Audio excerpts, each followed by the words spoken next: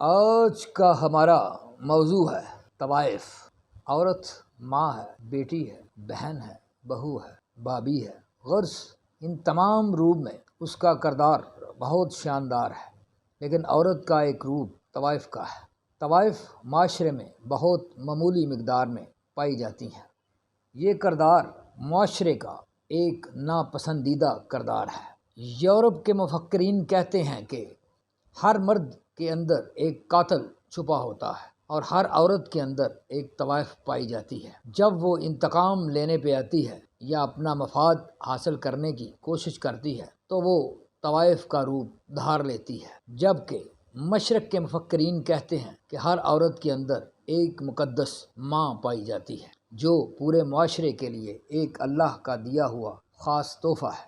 طوائف کا مفہوم بازاری عورت ہے۔ ہر وہ عورت جو اپنے جسم یا آواز کا بیپار کرتی ہے اسے طوائف کہتے ہیں۔ ویسے اردو ڈکشنری میں طائفہ کی جمع طوائف ہے اور طائفہ منڈلی کو کہتے ہیں۔ ان قصبی عورتوں کو رنڈی بھی کہتے ہیں۔ ایک مرد مجرم اور ایک فحشہ میں یکساں خصوصیات پائی جاتی ہیں، مثلا اخلاق کا فقدان، سنگ دلی، لذت پرستی، خود نمائی اور چھین لینے کا جذبہ وغیرہ وغیرہ۔ 3 قسم کی رنڈیاں معاشرے میں پائی جاتی ہیں: گانے والے کو مغنیہ، ناچنے والی کو رقاصہ، جسم بیچنے والے کو جسم فروش یا طوائف کہتے ہیں۔ اب بہت سی ڈسگائز پراسٹیچیوٹ پیدا ہو گئی ہیں۔ یہ مختلف روپ میں پائی جاتی ہیں۔ ظاہری طور پر یہ محبوبہ کے کردار میں ظاہر ہوتی ہیں، لیکن معاشی طور پر مردوں کو کھا جاتی ہیں اور پھر چھوڑ دیتی ہیں۔ منٹو کہتا ہے ہر عورت ویشیا نہیں ہوتی مگر ہر ویشیا عورت ہوتی ہے۔ فرائڈ کہتا ہے کہ number 1 sex is centre of everything, number 2 sex is foundation of life, number 3 sex is second hunger. جسم فروشی دنیا کا قدیم ترین پیشہ ہے۔ اس کرۂ ارض پر جس جنس کی پہلی خرید و فروخت ہوئی وہ یہی عورت کا جسم تھا۔ شراب اور جسم فروشی دونوں کو اسلام نے ناجائز قرار دیا۔ اس سے پہلے یہ مختلف مذاہب میں یہ جائز کاروبار تھے۔ طوائف بنانے میں بادشاہوں اور مختلف مذاہب نے بنیادی کردار ادا کیا۔ جیسے کہ ہندو مذہب میں دیوداسیاں وغیرہ تھیں، ایسے ہی مختلف بادشاہوں نے کنیزوں کی صورت میں بے شمار عورتوں کو جنسی غلام بنایا، جنہوں نے بعد ازاں جسم فروشی کا دھندا کیا۔ جنگوں نے بھی طوائف بنانے میں اہم کردار ادا کیا۔ جنگوں میں مفتوح ملک کے مردوں کی موت کے بعد فاتح مرد عورتوں کو غلام بنا لیتے۔ خوبصورت عورتوں کو شاہی لیول پر تقسیم کر لیا جاتا اور کم خوبصورت عورتوں کو عام فوجی لے جاتے اور کچھ عورتوں کو بازار کی زینت بنا دیا جاتا۔ جن ملکوں میں اسلامی نظام اور کمیونزم تھا وہاں طوائف نہیں تھی، جیسا کہ چائنا، روس اور سعودیہ وغیرہ وغیرہ۔ اب چائنا اور روس میں بھی کمیونزم اور سوشلزم تقریباً ختم ہو گیا۔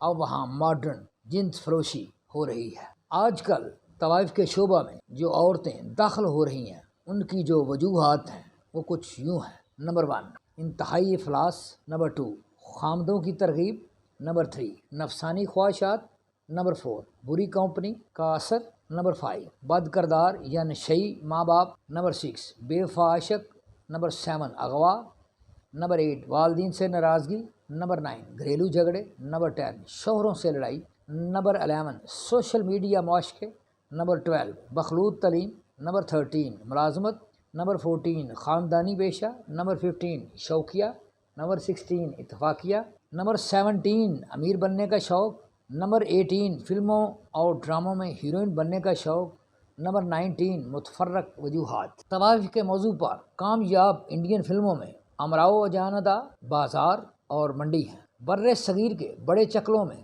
کلکتہ، بنگلور، بمبئی اور لاہور مشہور تھے۔ اب تو انڈیا میں بہت زیادہ چکلے بن چکے ہیں۔ یہ جاننا انتہائی مشکل ہے کہ چکلے میں عورت پہلے آئی یا موسیقی یا دونوں اکٹھی آئیں۔ موسیقی کے آج تک 30 کے قریب نائک ہوئے ہیں۔ نائک استاد کو کہا جاتا ہے جو کہ موسیقی سکھلاتا ہے، جیسا کہ خسرو، بیجو باورا اور واجد علی شاہ وغیرہ وغیرہ۔ اب گلوکاری کے شعبہ میں بہت معزز خاندانوں کی بھی عورتیں داخل ہو چکی ہیں۔ مرد شکوہ کرتے ہیں کہ طوائف بے وفا ہوتی ہے، جبکہ طوائف مرد کو ظالم اور بے وفا کہتی ہے۔ طوائف کی نفسیات کو سمجھنے کے لیے ضروری ہے کہ میں آپ کو ایک ذہین طوائف کا انٹرویو جو میں نے ایک میگزین میں پڑھا۔ طوائف کی زبان میں کچھ یوں ہے: طوائف کا پیشہ ایک انقلابی پیشہ ہے۔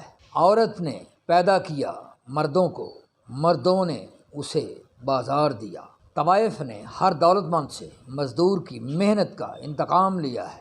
جو کچھ جاگیردار مزاروں سے لوٹتے رہے ہیں، طوائف اس کا جنسی بدلہ لیتی رہی ہے۔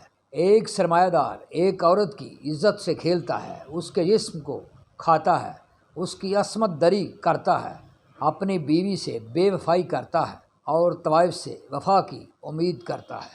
اپنی جنسی بیماریاں طوائف کے جسم میں داخل کر دیتا ہے اور توقع رکھتا ہے قربانی کی۔ طوائف معاشرے کے امیر آدمیوں کو لوٹتی ہے، جنہوں نے عوام، مزدوروں اور غریب رشتہ داروں کا حق کھایا ہوتا ہے۔ ایسے شخص سے مال کھانا طوائف جائز سمجھتی ہے۔ طوائف انہی امیر زادوں سے بچے پیدا کرتی ہے، پھر دوبارہ ان بچیوں کو طوائف بناتی ہے اور اپنا انتقام لے لیتی ہے۔ خاکسار کی دعا ہے کہ ملک کے اندر جسم فروشی کا دھندا ختم ہو۔ اس کے لیے ضروری ہے جو عورتیں مجبوری سے اس شعبہ میں آئی ہیں، حکومت اور سرمایہ دار انہیں باعزت روزگار دیں تاکہ وہ بھی ایک اچھی زندگی گزار سکیں۔ آمین۔